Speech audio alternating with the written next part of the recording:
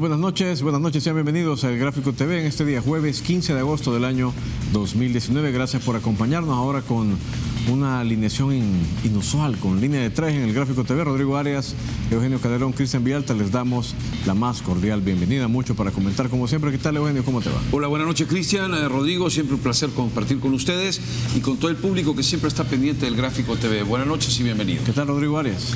Muy bien, cuando la cuarta fecha todavía está a punto de finalizar, vamos a hablar de eso y de mucho más, porque hay noticias desde fuera en el fútbol salvadoreño. Bueno, muchos temas para la discusión, la conversación y el análisis en el Gráfico TV. Vamos a discusión a la carta.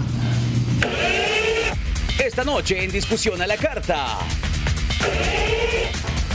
Santa Ana gozó su derbi. ¿Qué pasa con Fito Zelaya? Y el team fuera de la playa. Eso y más esta noche en el Gráfico TV. Pero bueno, vamos a arrancar con un tema que, como decía Rodrigo Arias, son noticias que nos vienen de fuera del país. Ha sido literalmente una conmoción, al menos a nivel digital, la noticia sobre la actualidad sobre Rodolfo Fito Zelaya. Ya a partir del mediodía se comenzaron a escuchar algunas noticias, pero no terminaban de ser claras sobre cuál era el estatus del jugador de Los Ángeles FC. Lo cierto es que Zelaya continúa bajo la tutela, bajo la égida de Los Ángeles FC, pero ha sido cedido para disputar al menos un partido este sábado con el equipo los Las Vegas Lights contra el Orange County, un partido que tendría lugar en Los Ángeles. Bueno, hay muchas lecturas, por supuesto, para hacerle. Hace que 2 semanas es que el entrenador de Fito en Los Ángeles FC, de hecho, daba unas declaraciones diciendo: no ha llegado a donde queríamos, se está tardando más de lo necesario. Y bueno, ahora surge esta noticia.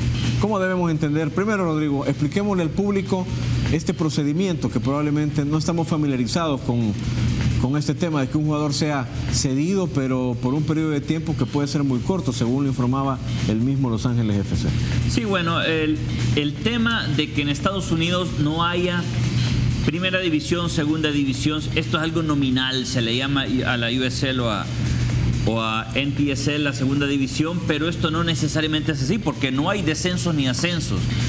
Yo creo que si lo entendemos en una clave del béisbol es mucho más ilustrativo. Okay. Están las grandes ligas y está la AAA.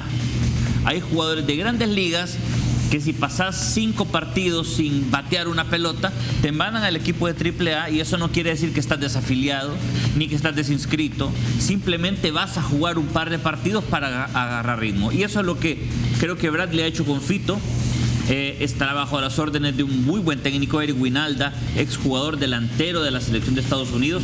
Fue entrenador, por cierto, de Richard Mengíbar y de Derby Carrillo en las ligas inferiores de Estados Unidos. Y lo conoce muy bien. Además es un analista permanente en la televisión de Estados Unidos. Así es que Fito va a estar en buenas manos, al menos en este partido. Y yo creo que es lo más lógico para un jugador que no tiene minutos y a veces ni siquiera es suplente.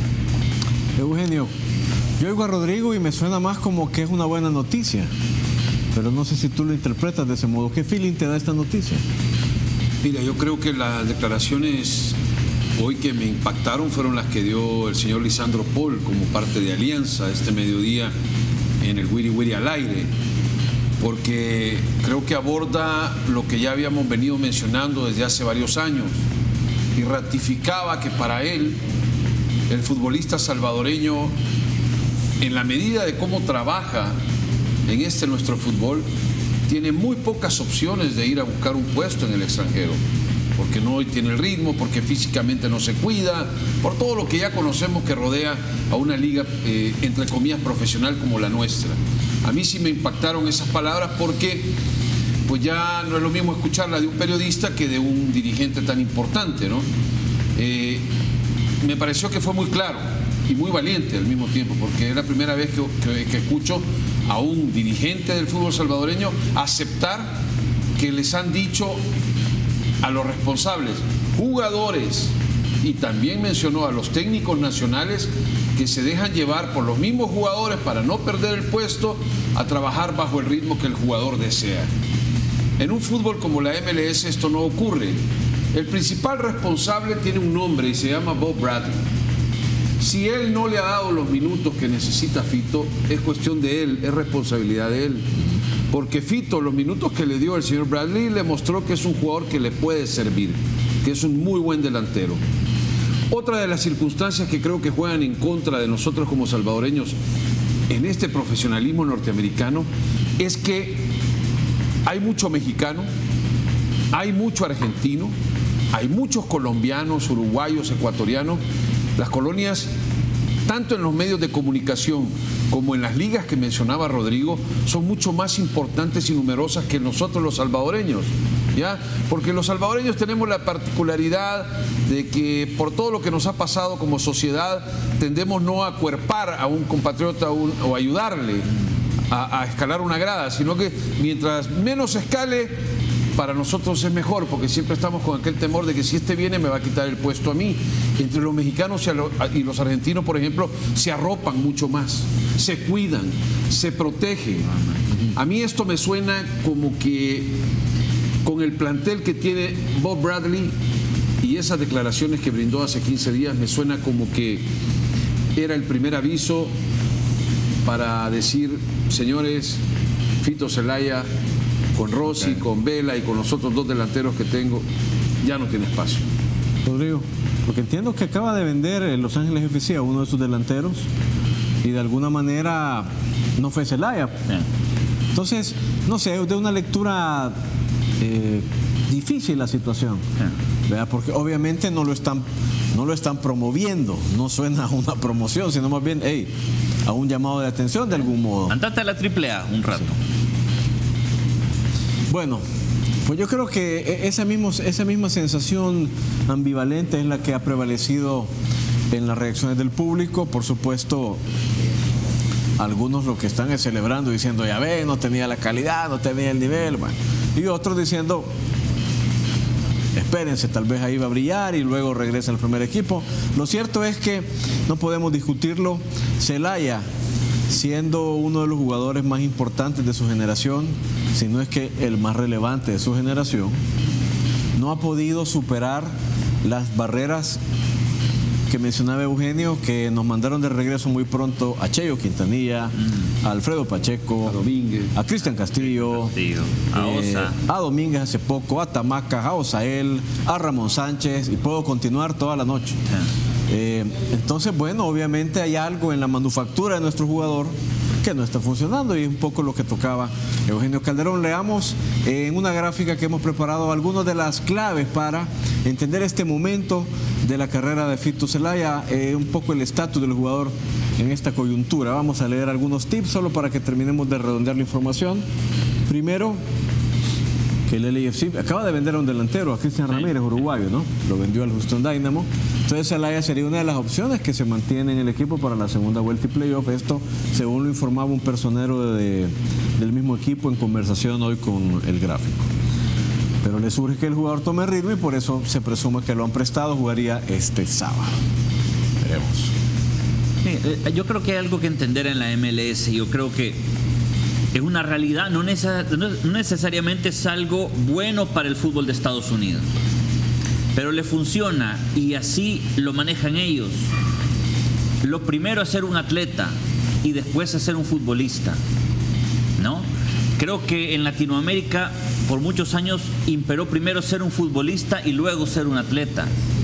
Valía más saber pararla bien, hacer 5 técnicos, hacer un pase de rabona, antes que correrte los 100 metros en un tiempo de alto rendimiento. En Estados Unidos no es así. Yo creo que eso le juega a favor y en contra. Le juega a favor porque obviamente el filtro para que llegues a la MLS es muy difícil. No cualquiera llega. Tenés que tener tanto nivel de grasa corporal, tanto nivel de disciplina en cuanto a atleta, y lastimosamente el jugador salvadoreño no lo tiene. No es un atleta. Estamos llenos de buenos futbolistas, no de buenos atletas. Y mentalmente es un golpe también, porque tampoco el jugador salvadoreño en la parte mental, psicológica, está totalmente preparado, porque no ha recibido una educación integral. Son jugadores que surgen con gran talento, pero deficientes en la preparación y en el aspecto de que hablaba Rodrigo del atleta. Definitivamente esto es un retroceso. Pasar de la MLS a una segunda división mentalmente, vamos a ver en qué medida le llega a afectar a Rodolfo Zelaya. Yo sigo pensando que a mí futbolísticamente no me tiene que demostrar absolutamente nada, que en los últimos 20 años en este país no ha existido un jugador de esa calidad, de ese nivel, ni uno. Entonces, lo que sí preocupa es lo que decía Cristian, que a pesar de tener esa enorme calidad futbolística, ser el mejor futbolista salvadoreño, ni siquiera en un mercado donde lo buscan para atraer salvadoreños a sus estadios, como es el caso de Los Ángeles, como fue el DC United o el Galaxy, ya ni siquiera eso logramos hacer que penetre en el Oíme, en ese sentido, no es un golpe solo para Zelaya. También yo creo que es, no un golpe, un llamado de atención, un dato. No es ni un llamado de atención, es un dato que nuestro fútbol se tiene que tragar y terminar de entender. Si queremos tener un fútbol que compite internacionalmente, así como están las cosas, nuestra única salida es que nuestros jugadores se vayan y terminen de formarse en un entorno profesional.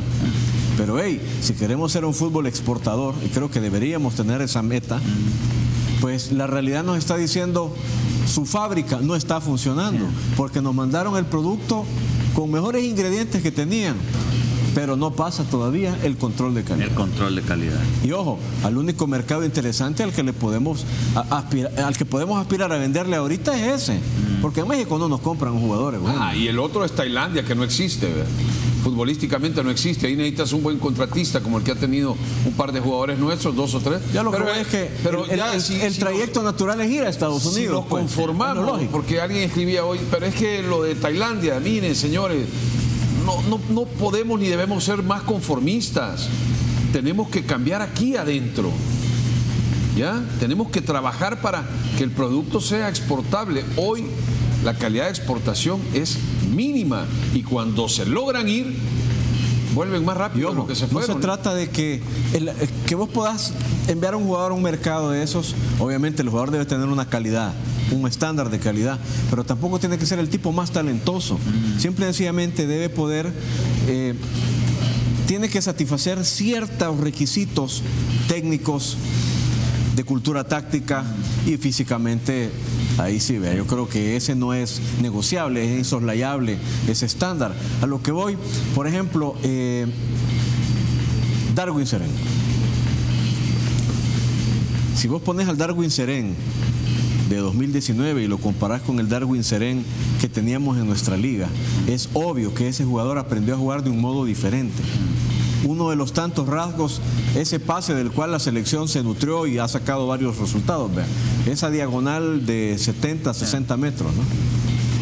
Es que en la MLS te piden que juegues así, ¿o no, Rodrigo? Sí. Te piden que, entre otras cosas, puedas desarrollar el desdoble ofensivo con un pase que supere líneas. Pero es que eso es parte del manual de la MLS. Y un mal pase de esos en la MLS no te lo toman a broma y no lo disculpan. No hay pretextos para hacer un mal pase cuando no tenés marca. ¿Cuántos pases errados vemos nosotros sin marca en nuestra liga? Lo que pasa es que son tan frecuentes que no lo notamos como algo dramático o algo que haya que llamar la atención, ¿no? Pero en un fútbol de alto nivel, un cambio de frente que no le llegue al pie al compañero, no se lo toman a la ligera, ¿eh? No jugás, te cambian, o te sacan o te lo mandan a la AAA. Claro, eso es lo que están notando, Fito. Hoy, por ejemplo, en el arranque del partido FAS-Metapán, si te percatas, las 3 primeras posesiones de uno de esos 2 equipos son 20 pases para atrás y 3 pases para adelante. Y ninguna de esas 3 posesiones llegó a ser una jugada de peligro sobre tu rival. Ese es el fútbol nuestro. Correcto. ¿Ya? A eso se acomodan. Por eso es lo que hablábamos ayer, que jugadores ya de 40 hasta de 43 años, teniendo una capacidad mínima de gol, siguen siendo los artilleros de este torneo. Y desde hace ratos. Correcto. Pues bueno, yo creo que esta plática es natural, es lo lógico que se desarrolla a partir de esta noticia, porque no podemos detener esta noticia y entenderla solo hasta la jurisdicción, la periferia de Rodolfo Zelaya. Obviamente hay un dato, una lección, un mensaje muy fuerte también para nuestro fútbol. Entonces Zelaya quedamos, jugará este sábado. Y antes de continuar le quiero enviar un saludo y agradecerle a nuestros colegas de Pase Filtrado, Walter, Mónica, que definitivamente son el brazo derecho de la plataforma del gráfico en el mercado de Los Ángeles. Gracias, de verdad, un saludo, sabemos que nos están viendo, les enviamos un gran abrazo. Bueno, ya seguimos. Bluetooth, vamos a Bluetooth, tenemos un Bluetooth chiquitito, pero muy bueno. Ahora sí, salvadoreños, vamos juntos a ganar. Arriba con la selección. Muy bien, tenemos una noticia. Se confirmó en realidad esta tarde, aunque desde ayer trascendía en los pasillos la posibilidad de que ya se hubiese sancionado a Agustín El Tin Ruiz por el episodio que protagonizó con un jugador panameño en la eliminatoria para los Juegos Mundiales de Playa. Aquí vemos todo este asunto, ¿no? El jugador toca a Agustín de modo completamente antideportivo, El Tin reacciona de modo también antideportivo y automático, y luego se arma todo un zipizape ahí. Esto le impidió a Agustín jugar la final de este eliminatorio. Y bueno, ese digamos que fue apenas el primero de los 6 partidos de suspensión que tendrá que pagar uno de los ídolos del fútbol playa en El Salvador. La sanción está dividida en 2 partidos por el golpe al jugador y 4 partidos por haber agredido a uno de los árbitros. Es decir, El Tin Ruiz prácticamente se pierde los Juegos Mundiales de Playa a efectuarse en Doha, Qatar. Una lástima, porque cómo nos hizo falta en la final, El Tin Ruiz además es un líder de vestuario, es un líder de todo el grupo dentro y fuera de la cancha.